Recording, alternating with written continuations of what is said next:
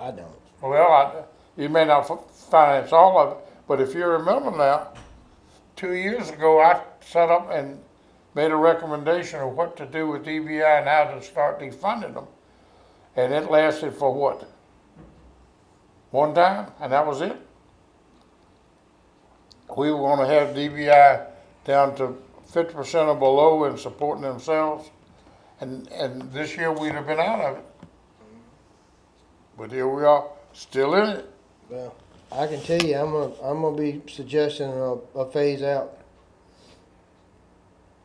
Well, I thought we'd already done that, and the committee approved it at the one time.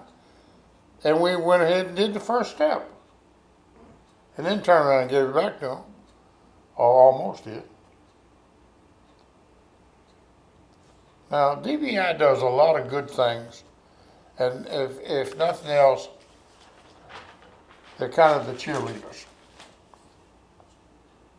They can't score the touchdown, but they are the cheerleaders on the side. And you need those too. But you got the people who continue to park in front of their place of business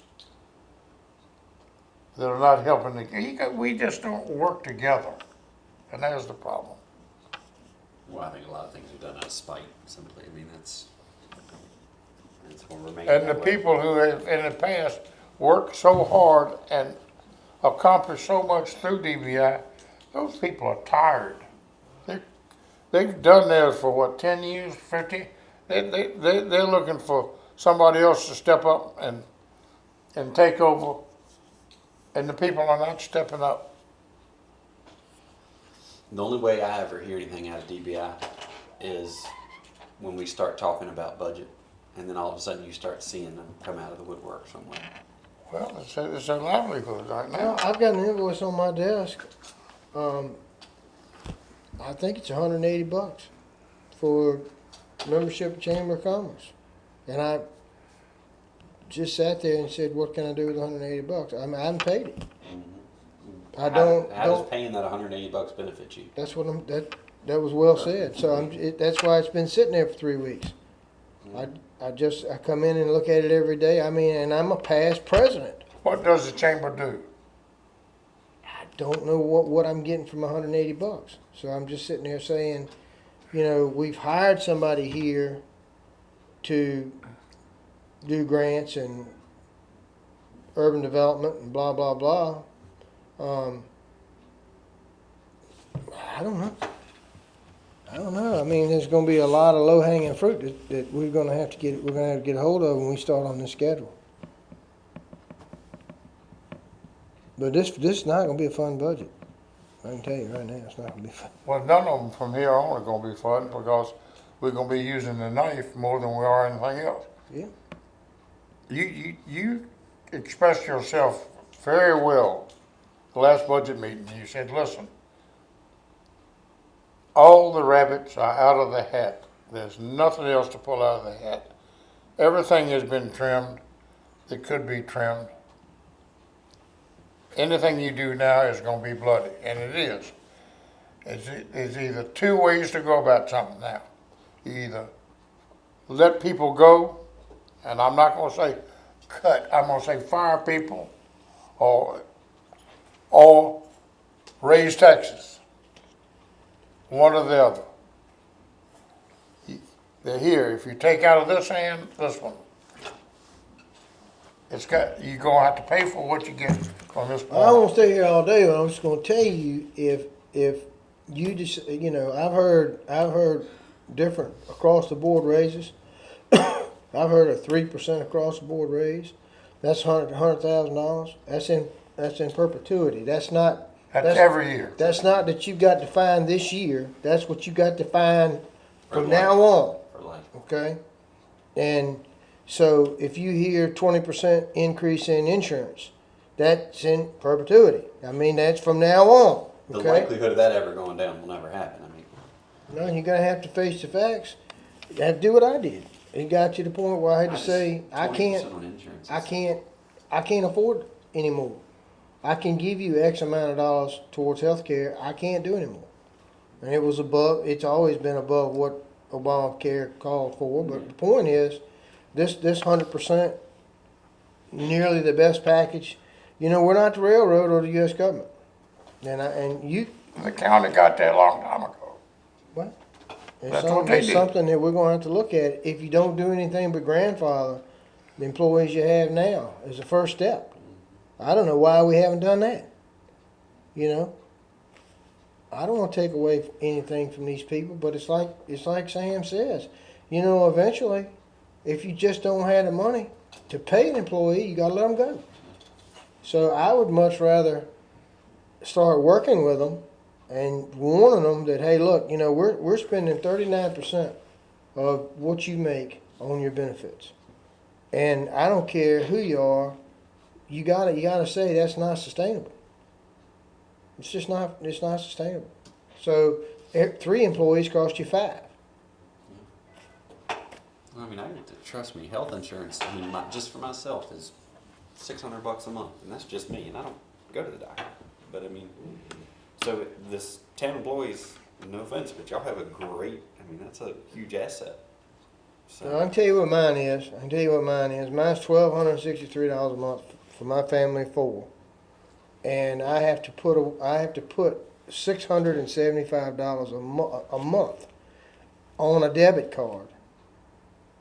I'm in this program that, HSA. yeah, and then that's what's projected to take care of my medicines and my deductibles.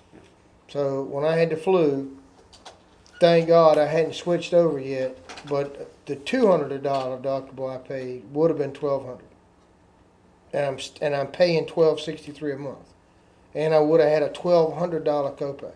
So I'm putting So I'm You're putting paying away the same. $1,800. I'm paying the same that I was paying $1,800 a month, but if nobody in the family's sick, I could end up with $6,000 or $7,000 Yeah, that I could carry over. You follow me? But I mean, I think last time when we talked about insurance in the chambers, it was the employees took it wrong simply because of the person we had presenting it. right. I don't think we chose the correct firm last time to present a plan because it just seemed shady. Well, you had to look at the person too. Well, that's, yeah.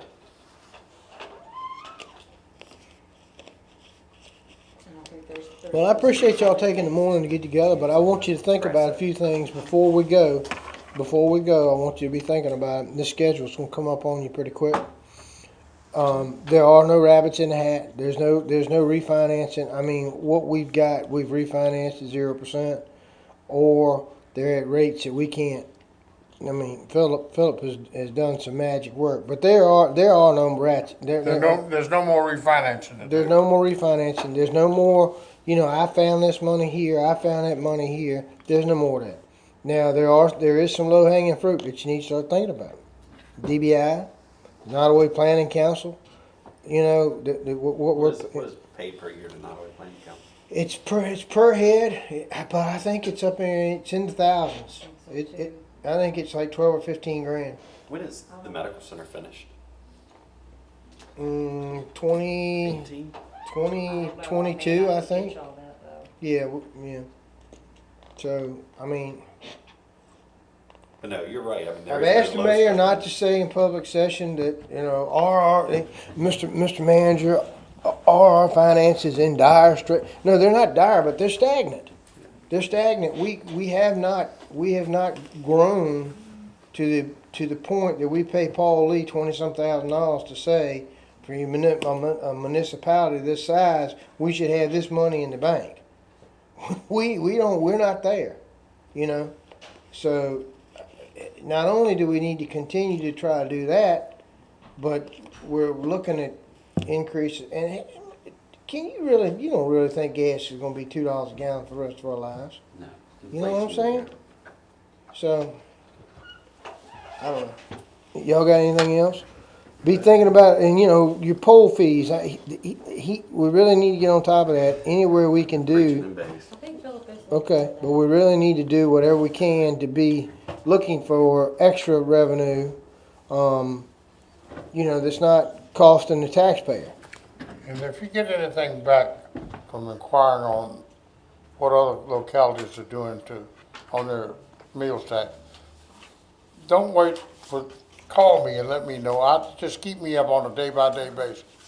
So that when I come to a meeting, if we don't have we can start feeding facts in, We got to do something. If we letting, and I estimate, and this is a private estimation, I estimate that we're losing $100,000 a year here in Blackstone on unreported meals tax, or not unreturned meal tax, I guess.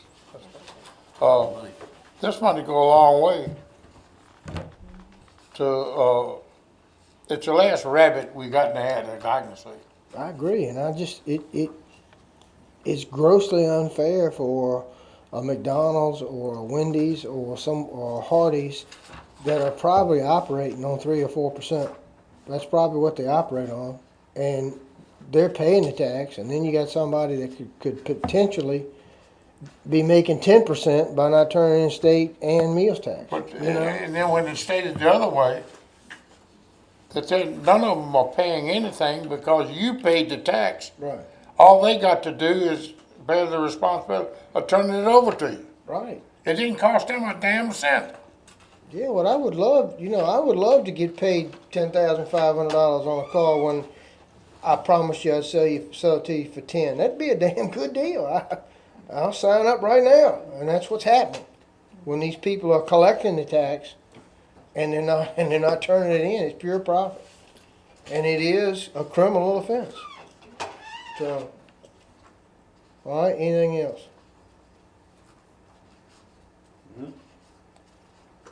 I move we resign. So much. Mr. Johnson?